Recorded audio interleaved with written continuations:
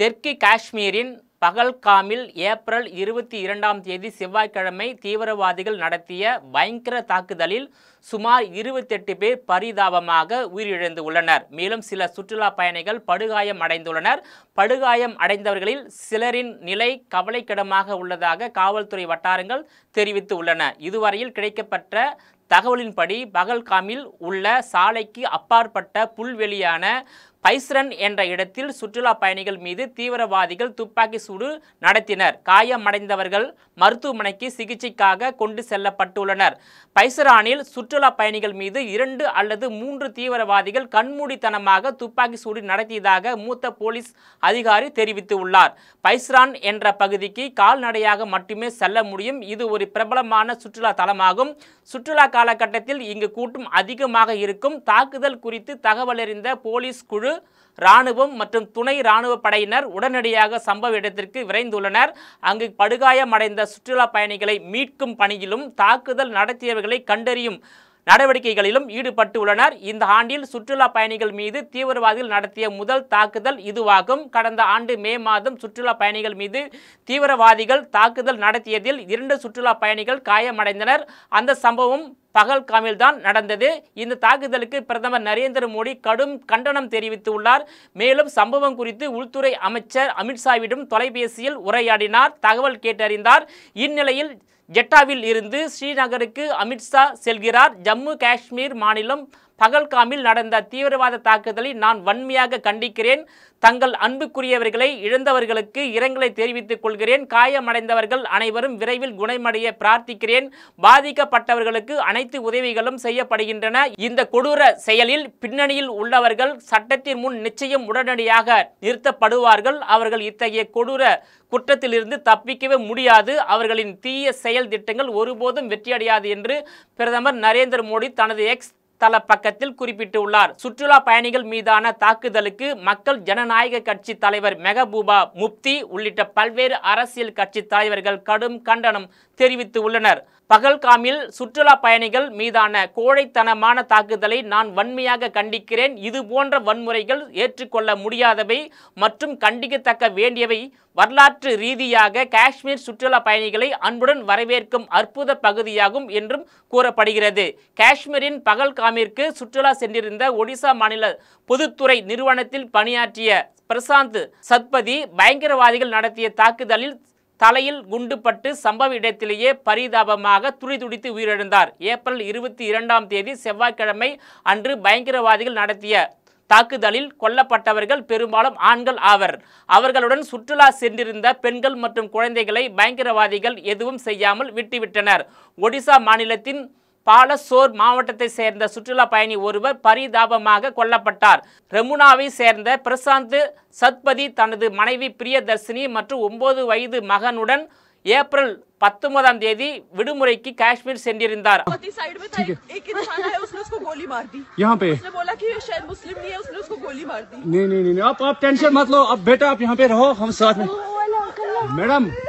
ये जो भीड़ सब है प्रेशर, आप टेंशन मत लो, मेरे पति का बच्चा लो, हम बचा देगा, कोई बात नहीं भैया। तो फोन दब सिमन युवा डिजाइन क्या है,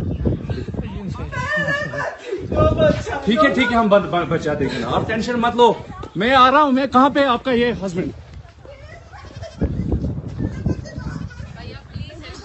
क्या हुआ इसको, क्या हुआ? Okay don't worry, you okay, you need a water sir, அவரது மனைவி பிரியதர்ஷினி கூறுகையில், தனது கணவர் ரோப்வோவில் இருந்து இறங்கிய போது கண்ணேமிக்கும் நேரத்தில் தலையில் புல்லட் சுடப்பட்டன. அவர் நிலைகுலைந்து விழுந்தபோது என்ன நடந்தது என்று எங்களால் புரிந்து கொள்ள முடியவில்லை. ஒரு நிமிடம் இதயம் நின்றுவிட்டது என்று கண்ணீர் மல்க கூறியுள்ளார். இந்த சம்பவத்திற்கு கடும் கண்டனம் தெரிவித்த ஒடிசா முதல்வர் மோகன் சரண் மாஜி உயிரிழந்த சுற்றுலா பயணியின் உடல் எந்த இடையூறும் இல்லாமல் சொந்த ஊருக்கு எடுத்து செல்வதை உறுதி செய்யுமாறு டெல்லியில் உள்ள மாநில குடியிருப்பு ஆணையருக்கு உத்தரவிட்டுள்ளார். ஜம்மு காஷ்மீரில் 3 தசாப்தங்களுக்கும் மேலாக சுற்றுலா பயணிகள் மீது நடத்தப்பட்ட மிக மோசமான பயங்கரவாத தாக்குதல் இதுவாகும். பகல்காமில் செவ்வாய்க்கிழமை 2 வெளிநாட்டினர் உட்பட 28 சுற்றுலா பயணிகள் சுட்டுக் கொல்லப்பட்டுள்ளனர் மற்றும் பலர் படுகாயமடைந்துள்ளனர். மேலும் பலி எண்ணிக்கை அதிகரிக்கக்கூடும் என்று தகவல் தெரிவிக்கின்றன. பகல்காமில் இருந்து 6 கிலோமீட்டர் தூரத்தில் உள்ள பைஸ்ரான் பள்ளத்தாக்கில் சுற்றுலா பயணிகளால் நிரம்பி இருந்தது. 4 துப்பாக்கி ஏந்திய நபர்கள் வந்து சுற்றுலா பயணிகளை நோக்கி கண்மூடித்தனமாக சுட்டனர். உள்துறை அமைச்சர் அமித்ஷா டெல்லியில் இருந்து ஸ்ரீநகருக்கு விரைந்து நிலைமையை பற்றி அறிந்து பாதுகாப்பு ஏற்பாடுகளை மறு ஆய்வு செய்துள்ளார். தெற்கு காஷ்மீரின் பகல்காமில் ஏப்ரல் 22ஆம் தேதி செவ்வாய்க்கிழமை தீவிரவாதிகள் நடத்திய பயங்கர தாக்குதலில் சுமார் 28 பேர் பரிதாபமாக உயிரிழந்து உள்ளனர். பலர் படுகாயமடைந்து உயிருக்கு ஆபத்தான நிலையில் மருத்துவமனையில் சிகிச்சைக்காக அனுமதிக்கப்பட்டு சிகிச்சை பெற்று வரும் சம்பவம் இந்தியா முழுவதும் அதிர்வலையை ஏற்படுத்தியுள்ளது.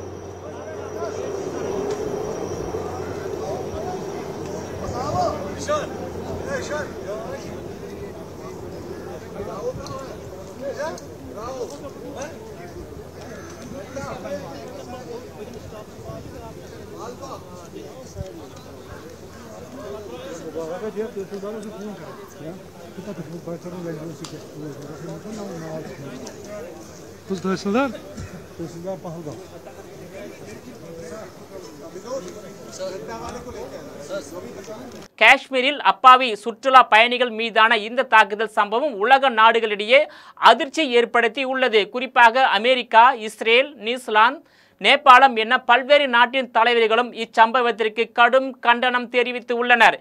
இச்சம்பவத்துக்கு பாகிஸ்தானின் லஷ்கர்-இ-தொய்பா அமைப்புடன் தொடர்புடைய அமைப்பு ஒன்று பொறுப்பேற்று உள்ளது. இதனிடையே சவுதி அரேபியாவிற்கு 2 நாள் அரசு முறை பயணமாக சென்றிருந்த இந்திய பிரதமர் நரேந்திர மோடி அவர்கள் காஷ்மீர் துப்பாக்கி சூடு சம்பவம் பற்றி அறிந்த பின்னர் உடனடியாக தனது பயணத்தை பாதியிலேயே முடித்துக்கொண்டு சவுதி அரேபியாவில் இருந்து டெல்லிக்கு திரும்பியுள்ளார். இதனைத் தொடர்ந்து டெல்லி விமான நிலையத்தில் வந்து இறங்கிய பிரதமர் நரேந்திர மோடியை தேசிய பாதுகாப்பு ஆலோசகர் அஜித் தோவல் நேரில் சந்தித்து காஷ்மீர் சம்பவம் தொடர்பாக விளக்கமாக அளித்தார். டெல்லி பாலம் விமான நிலையத்தில் வைத்து பிரதமர் நரேந்திர மோடி அவசரம் கூட்டம் ஒன்றை நடத்தினார்.